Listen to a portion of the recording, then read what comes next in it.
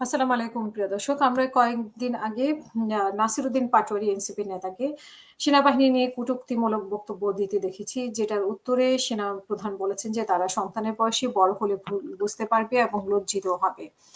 তিনি তার সম্পর্কে যেটা বলা হয়েছে, বাংলাদেশ সেনাবাহিনী ইস্যু নিয়ে নানা কটূক্তির জবাবে সেনাপ্রধান জেনারেল ওয়াকারুজ্জামান বলেছেন যে, এইসব মন্তব্য অখুশি হওয়ার কিছু নেই।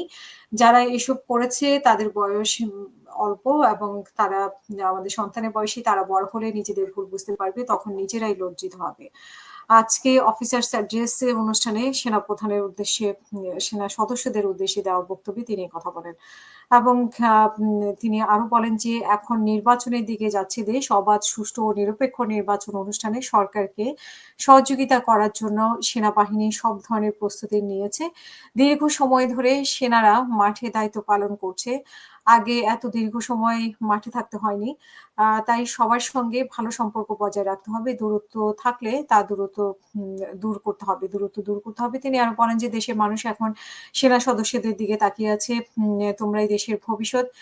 মানে সেনা সদস্যদের উদ্দেশ্যে তিনি বলেন যে, তাই দেশপ্রেমে উদ্বুদ্ধ হতে হবে এবং বাহিনীর চেইন অফ কমান্ড অক্ষুণ্ণ রাখতে হবে। সেনাপ্রধান আরো বলেন যে, সেনাবাহিনী একটি পেশাদার সংগঠন।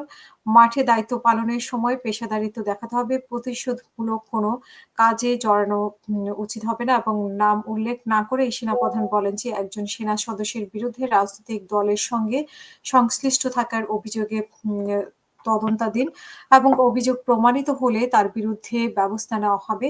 সেনাবাহিনীর কোনো সদস্য রাজনৈতিক কর্মকাণ্ডে জড়াতে পারবে না।